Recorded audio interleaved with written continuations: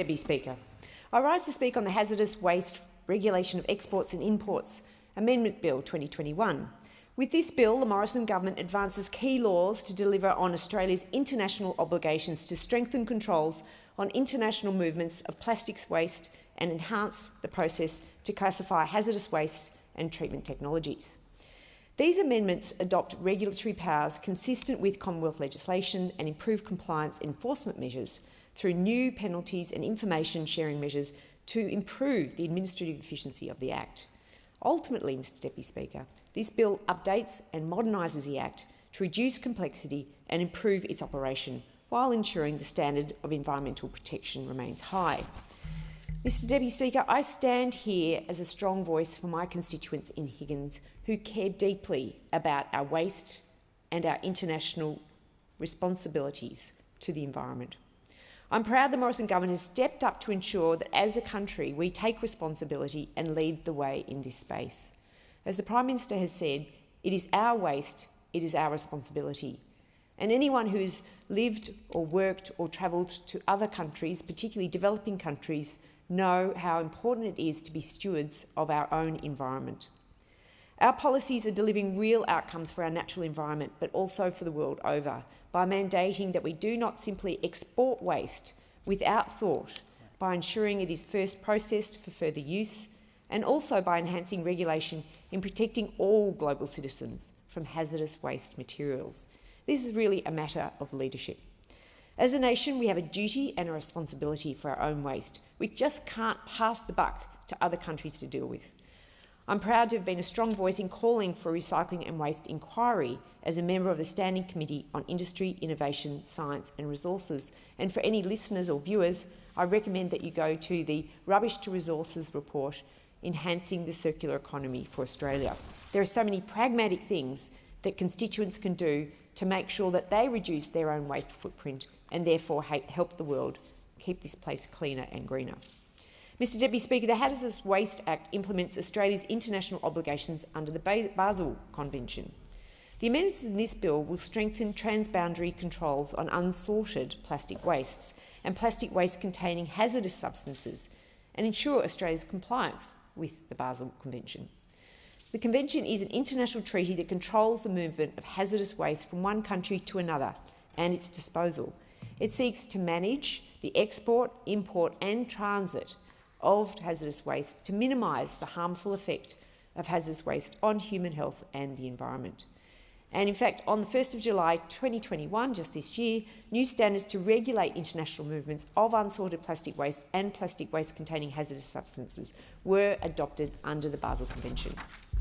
Mr Deputy Speaker, this bill delivers on these key international commitments and complements the landmark Recycling and Waste Reduction Act, under which only single polymer or resin plastics can be exported from July 2021. Mr Deputy Speaker, this is a great outcome for Australia, where we are now moving very rapidly into ensuring that we have environmental stewardship, and that is just from this next month. It's about solving problems now, but also for the future and for the generations of those that follow.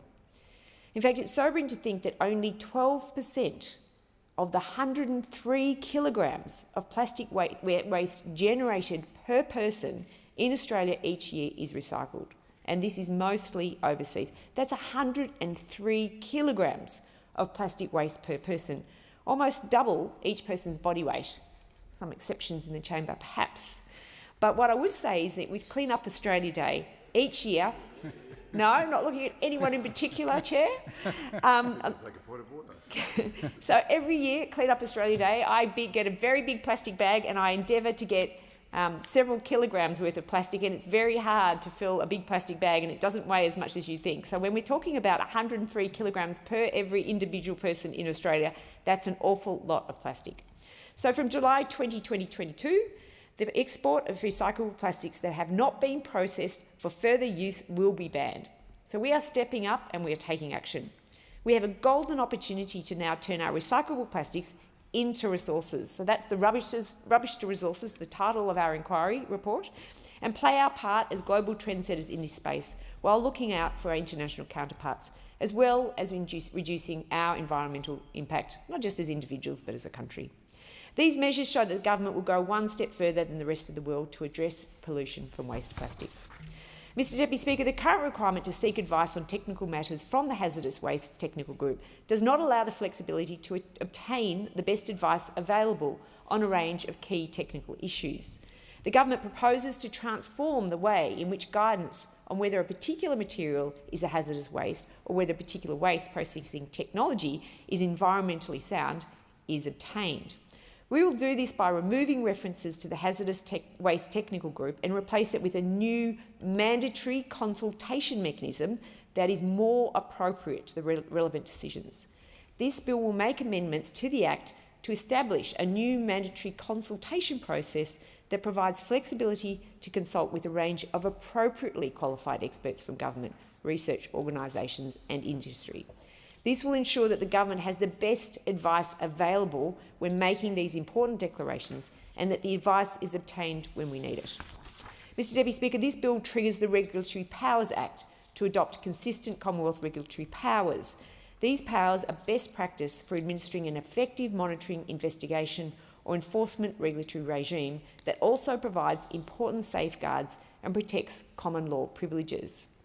As we all know, when there's a commons, we need to make sure that it's not just the good eggs that do well, we need to make sure that the bad eggs are held to account. This bill will refine existing criminal offences and introduce new strict liability offences and civil penalty provisions to cover conduct relating to the export, import and transit of hazardous wastes. We want to not just encourage people to do the right thing, we want to make sure that they are punished if they do not. Importantly, new compliance measures include record keeping, auditing and monitoring provisions. Of course, as a government, you can't manage what you're not measuring, and this is an incredibly important technical aspect that will improve the quality of the accountability of this legislation. These amendments, Mr Deputy Speaker, are supported by industry and will help level the playing field for those doing the right thing by giving the government appropriate powers to act against those who are not doing the right thing.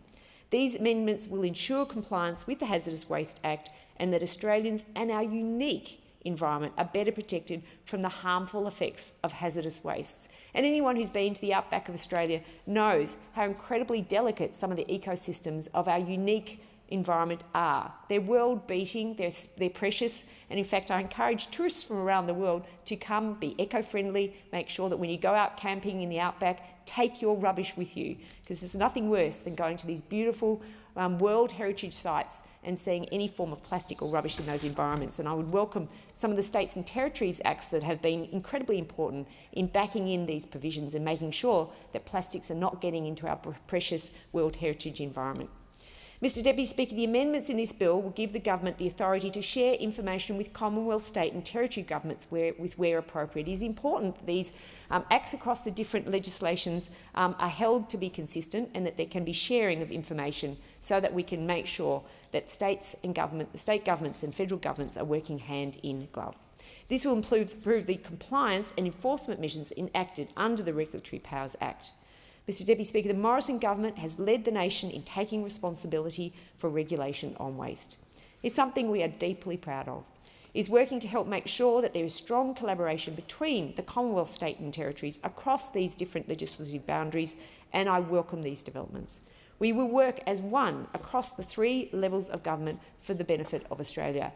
And I'd like to note that this week has been the local government authority conference, and I've had a number of my councils, Glenara and Stonington in particular, meet with me to talk about the very important issues of recycling and waste. I'm very proud of the fact that the Minister for, I call him our waste warrior, the Minister for Rubbish Reduction, we could say, I can't remember his exact title, but the Minister, Trevor Evans, has met with my councils to talk about the very important issues that face them with regards to recycling and waste. And the federal government is working hard to make sure local councils can deal with their waste in a systematic and safe way. Mr Deputy Speaker, the reforms in this bill are common sense. They will deliver streamlined, transparent, efficient and appropriate regulation. Most importantly, these reforms will protect Australians and protect our environment. I commend this bill to the House. Thank you, Mr Deputy Speaker. I thank the member for Higgins.